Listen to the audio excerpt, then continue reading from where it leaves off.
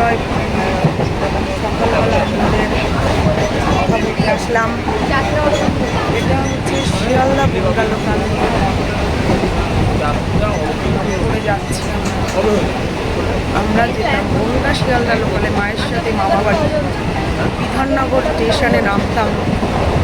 মানে তখন জার্নিংয়ের কথাটা বলছি এবং প্ল্যাটফর্মের কথাটা বলছি, ধরুন আজ থেকে 35 বছর আগেকার কথা। তার আগেও যেতাম, তখনকার কথা তো অতটা মনে নেই, সেটা আমার মাই বলতে পারবে, আমরা অতটা বলতে পারবো না। এবার এখন যে অভিজ্ঞতা হয়েছে আজ 42 বছর বয়সে, সেই অভিজ্ঞতা দিয়ে আমি বলছি যে কত পরিবর্তন। হ্যাঁ, তখন মানে ট্রেনে উঠতাম মায়ের সাথে, মানে মুখটা উপরের দিকে দিয়ে দাঁড়িয়ে থাকতাম 1 ঘন্টা পর পর ট্রেন।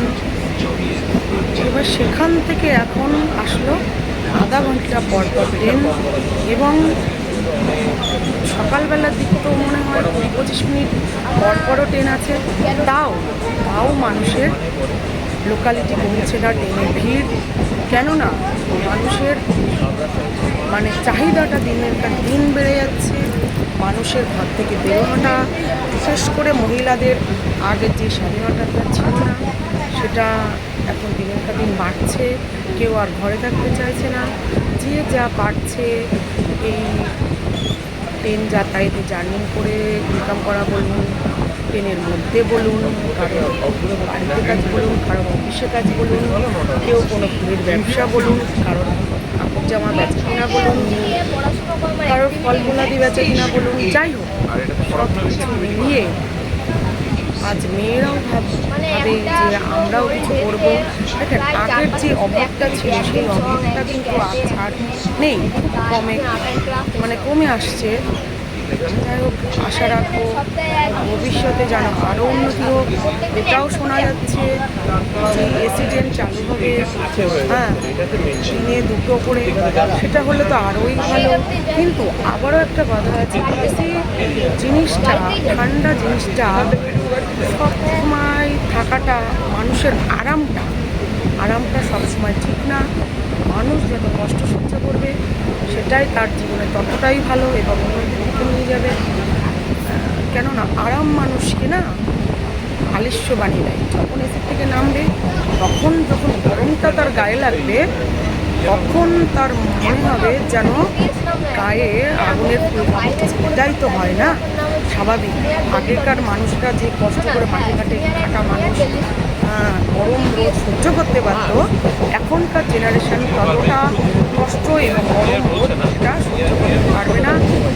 এবং আর একটা কথা, আমার ধারণায় বলে যে সূর্য পৃথিবীর অনেক কাছে এগিয়ে এসছে, এর জন্য আমাদের দিনের দিন গরম বেড়ে যাচ্ছে, সেদিকে আমাদের একটুও খেয়াল নেই। শুধু আমরা ধর্ম বলেন, সিনেমা জগৎ বলেন, হ্যাঁ, এগুলো নিয়ে IPL বলেন, এগুলো নিয়েই আমরা এগিয়ে যাচ্ছি। আমাদের যে পৃথিবীতে কী ঘটতে চলেছে, কী ঘটবে ভবিষ্যতে, সেগুলো বিষয়ে আমাদের কোনো ধ্যান ধারণা নেই। সেগুলোও স্কুল থেকে কোনো শিক্ষাই দেওয়া হচ্ছে না, মানে খুবই কম। যারা দিতে চেষ্টা করে তাদের জন্য অশেষ ধন্যবাদ। যারা পাড়া প্রতিবেশী হিসেবে, শিক্ষক হিসাবে এই শিক্ষাগুলো দান করেন, আমি তাদের কাছে অনেক কৃতজ্ঞ। এবং তারা যেন অনেক ভালো থাকেন, এরকম সামনের প্রজন্মেও যেন আমাদের ভবিষ্যতে পৃথিবীর সম্পর্কে চিন্তা ধারণা বা মানে বাইরের জগৎ সম্পর্কে চিন্তা ধারণা, তারপরে আকাশমণ্ডলের সম্পর্কে চিন্তা ধারণা, এগুলো ধ্যান ধারণা, এগুলো করাটাই মানুষের শ্রেয় মনে করি। মানুষ হিসাবে বেঁচে থাকাটা, যদি মানুষের জন্য কিছু না করতে পারলাম, মানুষ সম্পর্কে কিছু না ভাবতে পারলাম, আমার নিজের মন্তব্য থেকে বলি, মানুষ হিসাবে বেঁচে থাকাটা কোনো লাভই হয়। আর জীবন কথাটাই ব্যর্থ, বেঁচে থাকাটাই ব্যর্থ। Thank you. আপনাদের যদি কথাগুলো ভালো লাগে আপনারা কমেন্টে জানাবেন, ভালো না লাগলেও কমেন্টে জানাবেন।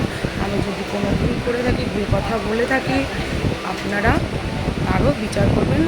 এটার জন্য আপনাদের কমেন্ট বক্স খোলা থাকলেও অবশ্যই জানাবেন। আশা রাখবো আপনারা জানান এবং আমার ভুল এবং ঠিকটা ঠিক করে দিন। পায়।